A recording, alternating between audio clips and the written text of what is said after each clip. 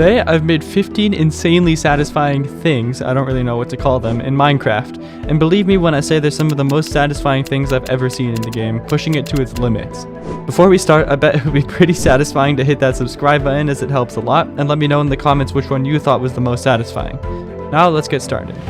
Starting with something near the bottom of the list, but still pretty satisfying, and don't worry, we'll get to the best stuff as we get closer to the end, we have a flat world with infinite saplings. But just this isn't satisfying at all. But as it turns out, by turning up the game's tick speed, making it so trees grow super fast, you can see this happen, which is pretty nice to look at. And for number 2, we have something very similar, this time with grass. In a flat world of only dirt, if you place a single glass block, it starts spreading insanely fast, again if you have the random tick speed turned up. You can also do something similar with copper, where you have more stages, starting with the regular orange and transitioning to the oxidized blue. But if that wasn't satisfying, there's another form of natural spreading in Minecraft that's a whole lot better. Creatively using a vanilla mechanic, we can summon a ton of monsters so high up that they make this skulk spread when they land, which spreads out in this really cool pattern for as long as you want. And for number 4, we have a pretty boring looking end dimension.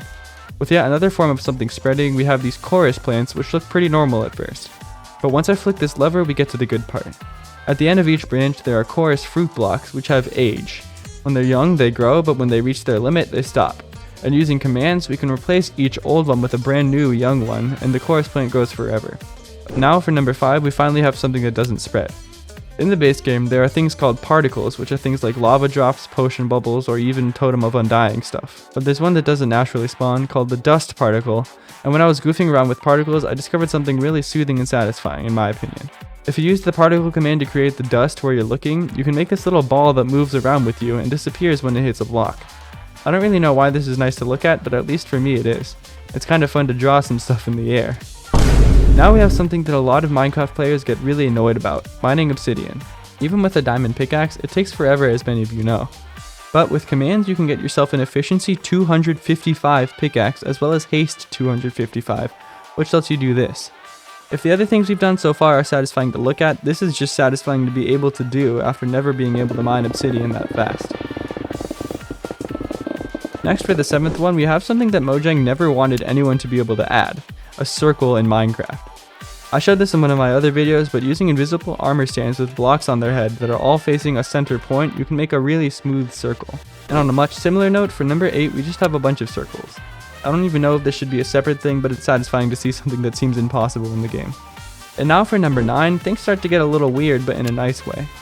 I have no idea what I was doing to find out how to do this, but using a spinning armor stand and summoning blocks where it's facing, I created whatever this is.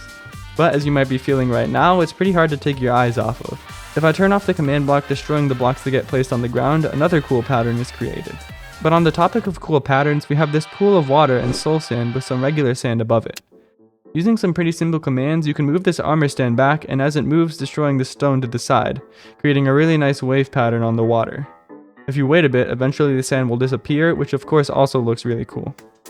And here we have a much better version, where using observers and command blocks, you can make a diagonal wave of sand which looks even better, especially when it also breaks. I could watch this for hours.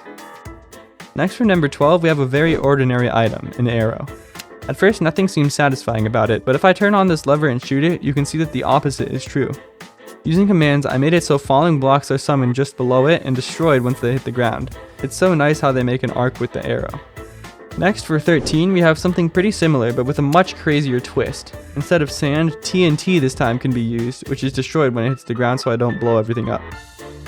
Before I reveal my favorite one, we have 14, which is completely different than the rest. After seeing this huge pillar of scaffolding, you probably see where I'm going. By breaking the only block at the bottom, which is holding everything together, a super satisfying wave goes up the whole thing. But to make it even better, you can do it with a lot more scaffolding, which I hope won't destroy my PC.